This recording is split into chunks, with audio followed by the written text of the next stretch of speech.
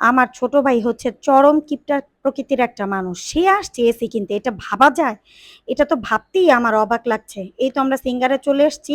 আর manager ভাইয়ার সঙ্গে কথা বলছিলাম যে কোন এসিটা ভালো হবে নিলে। তো আমরা এখান থেকে এসি কেনাকাটা করি অবশ্য। এসি, ফ্রিজ যেটাই বলেন এখান থেকেই কিনি।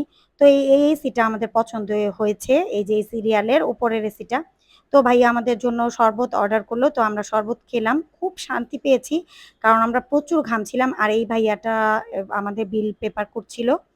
এই তো আমরা একটু আউটলেটটা ঘুরে দেখছিলাম।